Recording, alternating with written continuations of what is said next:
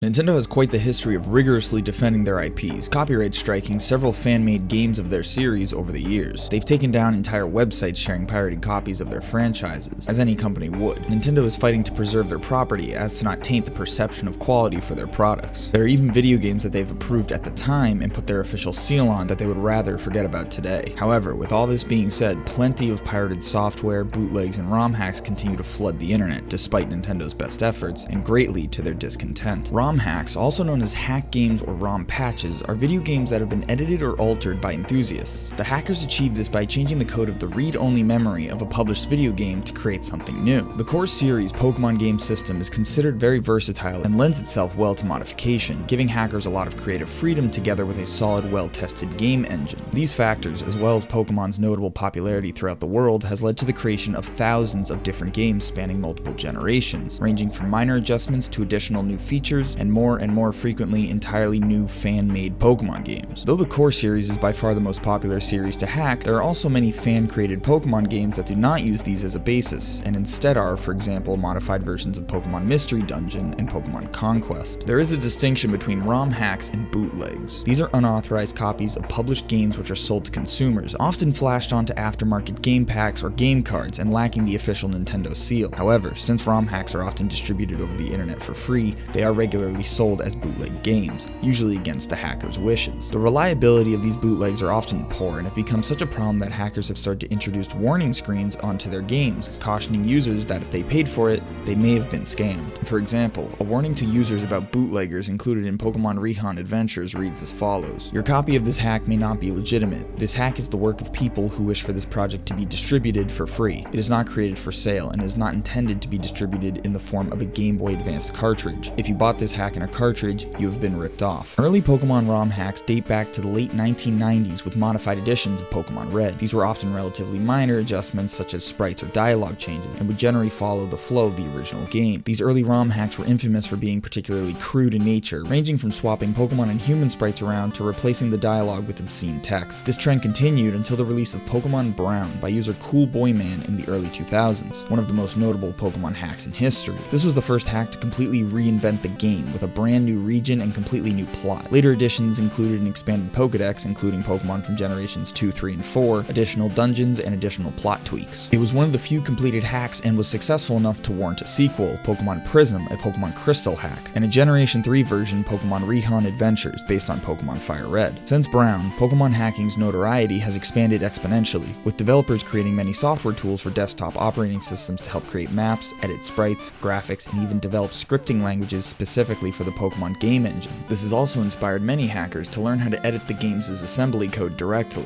also known as ASM hacking. Numerous hacks have been released, often using Fire Red as a base, such as Pokemon ShinyGold, Pokemon Naranja, and the Pokemon Ruby Destiny series, just to name a few. There are many websites dedicated to Pokemon ROM hack development. Notable examples include Skitendo, PHO, and PokeCommunity's ROM hack section, the largest known English language Pokemon ROM hacking community. Many of these sites hold award nominations and ceremonies to showcase some of the best talents of their community. Nintendo has publicly stated that they are against the practice of ROM hacking and has taken action against it in the past, issuing DMCA takedowns to some ROM hacks. Pokemon ROM hacks tend to fall in 5 vague categories, though due to the huge versatility of the Pokemon engine, some hacks will transcend several categories at once. Pokédex hacks are designed to make all Pokemon available in-game, including starters, event Pokemon, game-exclusive Pokemon, and Pokemon that can only be obtained or evolved through trading, thus allowing the Pokédex to be fully complete in a single playthrough of the game. More advanced hacks will include Pokemon from later generations, often also adding the fairy type, newer moves and abilities, and other quality of life features to older games as well. They are often, though not always, named by simply appending the size of the national Pokédex, depending on the generation, to the end of the base game's name, as in Pokemon Red 151 or Pokemon Emerald 386. Such hacks will not often deviate too far from the official game's story, and are often used in Nuzlocke runs and more notably for several runs in Twitch Plays Pokemon. Difficulty hacks such as Pokemon Radical Red and Pokemon Expert Emerald also rarely differ from the official game in terms of story. They instead have a significantly higher difficulty than usually experienced in regular Pokemon games. They often include extended Pokemon availability and other quality of life features, much like Pokédex hacks. These types of games too are popular amongst Nuzlockers as an additional challenge on top of the Nuzlocke rules. Many fans see Pokemon Black and White 2's challenge mode as an acknowledgement of these hacks, though no official link has been made. ROM bases are often designed to be used as a base for other ROM hacks, and often include major revisions to the game's base code through ASM hacking to add new features such as additional types or a completely revamped tile set. Notable features include the introduction of a playable female character into Pokemon Gold, the addition of a physical/special split in the real-time clock into Pokemon Fire Red, which gives way to a full day-night system, a feature that was missed by many fans in Generation 3. Another noteworthy feature is the development of the UPS patch format, which allows the expansion of Game Boy Advance ROM hacks from their original 16 MB format to 32 MB. This has the advantage of effectively doubling the space available for new maps and graphics, but means the game is only playable under emulation and will crash when played on official Nintendo hardware. Since the core series games prior to Generation 6 were regularly finished first in Japan, sometimes months ahead of their international releases, amateur enthusiasts would often translate Japanese language Pokemon games into English and other languages so they could be played by international audiences. Since the translation was often performed by one or a small group of people, the quality of these translations were often dubious to say the least, the most humorous example being Pokemon Vietnamese Crystal. Nonetheless, these hacks were generally translated well enough to be played and were very popular amongst YouTubers. In recent years, the core series games have begun releasing simultaneously around the world in more languages, and as a result, the need for language hacks has somewhat diminished. It does still happen for languages that Pokemon games are not yet available in, most notably Chinese prior to Generation 7. Full or complete hacks are complete overhauls of the games with new characters, plots, regions, and features. They often overhaul the game's graphics, incorporating those seen in later generation games, including battle backgrounds, sprites, and map tiles. They will regularly include Pokemon, moves, and types from later generations, and will sometimes include brand new ones created by the hacker. Some hacks, such as ShinyGold and Liquid Crystal, are remakes of entire previously released games, in the same way that Fire Red and Leaf Green were remakes of Red, Blue, and Yellow. Because of the extraordinary amount of work involved by a voluntary hacker or hacking team, few of these games are finished in their entirety and are usually playable in the form of a beta. With the release of easy-to-use hacking tools for the core series games, there are now thousands of ROM hacks available. Pokemon Quartz, created by Barrow, is considered one of the first complete overhauled ROM hacks. Though its story is very similar to that of the original Pokemon Ruby, it does have its own original characters, locations, and plotline. It was also one of the first to include custom tile sets, as well as a completely custom Pokédex of 368 fake Pokemon, although they often reused canonical Pokemon stats. Pokemon ShinyGold was a Generation 3 remake of Gold and Silver using the Pokemon Fire Red engine, echoing how Fire Red is a remake of Pokemon Red. While it is not a first of its kind, it is among the most well-known Generation 3 hacks, despite it never leaving the beta stage. It is also one of the most illegally sold ROM hacks, with many bootleg versions of ShinyGold available as pre-patched ROMs or flashed game packs. ShinyGold's creator, Zell, included a warning in later editions warning about this problem and to demand their money back if they had paid for it. ShinyGold is one of a number of Generation 2 remakes developed by hackers. Other examples include Pokemon Liquid Crystal and Pokemon Crystal Dust, both of which include expanded areas and features. Pokemon Ruby Destiny is a popular series of games based on the Pokemon Ruby engine created by Poke community user DOESN. The series consists of 3 completed games: Reign of Legends, Rescue Rangers, and Life of Guardians. This series is of particular note as it is one of the longest running completed hack series available, particularly for its in-depth gameplay and plot. It, like many other popular hacks, has even drawn interest from Let's Play creators. The series is also known for incorporating the Fairy type into the Generation 3 game engine, as well as a user-created Chaos type alongside several user-created Pokemon. A 4th game in the series, Broken Timeline, was in development and would have involved the Eon duo, Latios and Latios, but development for the game has since been cancelled due to the creators losing interest after going through several plot changes of the story and never getting past the beta stage. Moemon is a prominent hack of Pokemon Fire Red that changes all of the Pokemon into Jijinka. It is a simple change of Fire Red, but with additions such as the ability to catch the 3 starters, Eevee, and a mix of both Leaf Green and Fire Red Pokemon, thus making it simpler to obtain all of the Pokemon. The game still receives a fair amount of attention, as a patch was released solely for the Fire Red hack that updated both the sprites of the Pokemon as well as their menu sprites, functioning like DLC would for any game. A Rom Hack of Emerald has been released as well. Like the Fire Red hack, it is a simple change of Emerald, replacing all of the Pokemon with Jijinka counterparts. However, a few aesthetic changes have been applied to both Routes 101 and Little Root Town, adding many puddles to the town, and the Oranberry has, curiously, been renamed the Weedberry, possibly for comedic effect. Moemon received a short burst of fame when gaming site Kotaku posted an article about it in late 2007. Pokemon Orange or Naranja is a Spanish hack of Pokemon Ruby in which the player plays as either Ash or Misty and travels around the Orange archipelago. Celebi appears as the game's mascot. This game is based on the Orange saga in the anime.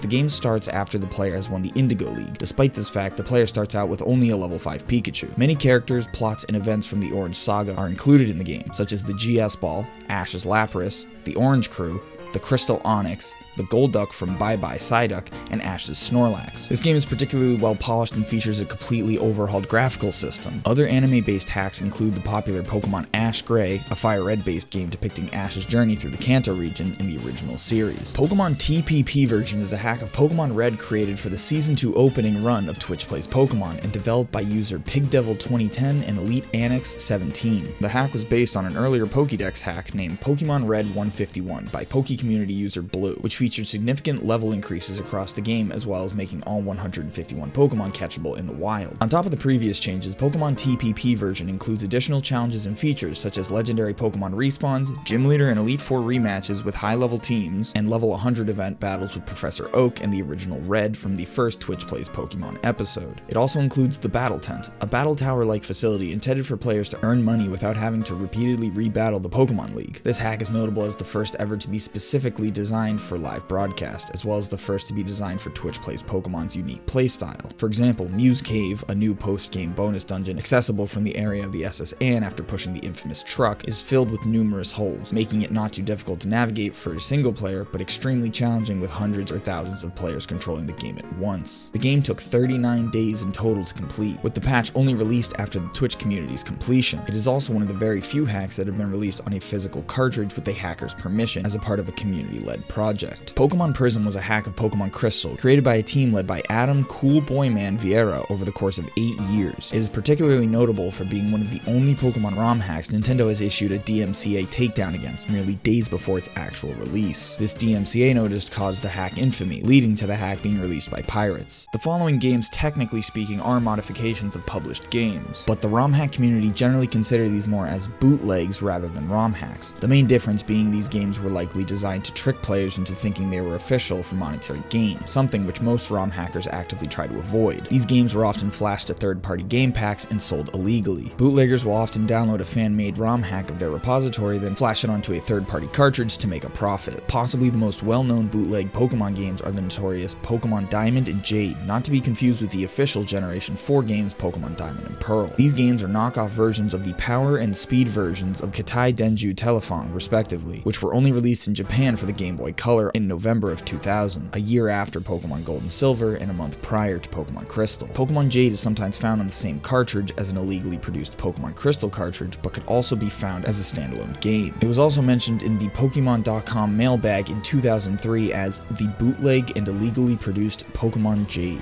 These bootlegs had numerous bugs that the real games did not have, such as the inability to load a save file properly. The game also contains broken English, profanity, and swearing, which is absent from all official Pokemon games licensed by Nintendo, with the British Gaming Blog describing the editions as, quote, a healthy dose of English and plenty of swear words. English being the slang term for the inaccurate, nonsensical, or ungrammatical use of the English language by native speakers of Japanese, as well as Korean and other Asian languages. The creature depicted on the box and title screen don't appear in the game and are not Pokemon or Denju in that matter. Diamond depicts a snake-like creature of unknown origin, while Jade depicts an edited version of the forest spirit from the movie Princess Mononoke. The real Telefon games do share conceptual similarities with the real Pokemon games. Players take the role of a Pokemon trainer who travel through a specific region of the Pokemon world to obtain or catch Pokemon in Pokeballs and send them out for battles. In the Telefon games, players take on the role of a T-Fonger who travels through the Denju world to befriend creatures called Denju and have them battle each other using a device called the D-Shot. However, unlike Pokemon, Denju themselves have a D-Shot and call each other to battle. Other similarities between the two game series can also be seen in the mechanics of each. The creatures in both share common stats such as HP, attack, defense, and speed. Both series have moves or attacks in common, and both series have natures for their creatures, though the effects of moves are not necessarily the same in every case. Similar to the first fake Diamond and Jade games, Diamond 2 and Jade 2 were hacked from Kitai Denju Telefong 2. Also, like Diamond and Jade, the power version of Telefong 2 became Pokemon Diamond 2, and the speed version became Pokemon Jade 2. These are in Chinese, and their title screens have been altered to feature official artwork of Ethan and Chris from Pokemon Crystal, along with the dragon from Shrek, possibly due to her superficial similarity to Charizard. The similarities between the title screens of this and the original Diamond and Jade, as well as the fact that they have Pokemon names in the first place, suggest that these may be made by the same people. Diamond 2 crashes after the title screen, making it unplayable without a save state, and Jade 2 has graphical bugs. There's also a poorly translated English version of the power version of Telefong 2 called Pokemon Ruby, which has no relation to the real one. Pocket Monsters Crystal version, popularly known as Pokemon Vietnamese Crystal, is a bootlegged version of Pokemon Crystal, translated from the original Japanese to Chinese to English and allegedly sold in Vietnam, giving the bootleg its popular name, addition, the dialogue in the game is often nonsensical and unintentionally humorous. All Pokemon character and location names are similarly badly translated, and often resembling romanizations of Chinese transliterations of Japanese names. The translation is so poor that the game has achieved a cult status, and is the subject of many popular internet memes. It was made popular by various Let's Play video series on YouTube, with the most notable one being by Delicious Cinnamon. Another well-known playthrough is the one by Twitch Plays Pokemon. Pokemon Adventure is a bootleg of Sonic Adventure 7, which in itself is a bootleg Sonic game for Game Boy Color, produced in 2000. Pokemon Adventure is a platform game in which the player plays as an anthropomorphized version of Pikachu. The only similarities the game has with Pokemon are the main character and the use of Pokeballs as a point system, similar to rings in the Sonic franchise. Many of the enemies do not resemble any Pokemon whatsoever. Another Pokemon hack of Sonic Adventure 7 also exists called Pokemon Jade, which released in 2001, which has nothing to do with the telephone hack previously mentioned. It shares the same Pikachu sprite and some of the same graphics as Pokemon Adventure, except the colors are refined. However, unlike the other hacks of the same game, it suffers from a programming error that crashes the game once the first level is completed, making it impossible to beat. I've hardly scratched the surface of all the incredible Pokemon ROM hacks that are out there today, like Pokemon Flora Sky or Light Platinum, or some of the more notorious ones such as Pokemon Black version and its creepypasta. However, I have gone into more depth into specific ROM hacks such as Pokemon Chaos Black and Pokemon Quartz version, so make sure to check out those videos as well if you haven't already. I want to give a huge thank you to Bulbapedia for providing all of the information I've presented in this video. If you enjoyed this video, please don't forget to like the video, subscribe if you haven't already, and click the bell to be notified for future projects. I want to thank you all for watching, and comment below your thoughts and suggestions for what you would like to see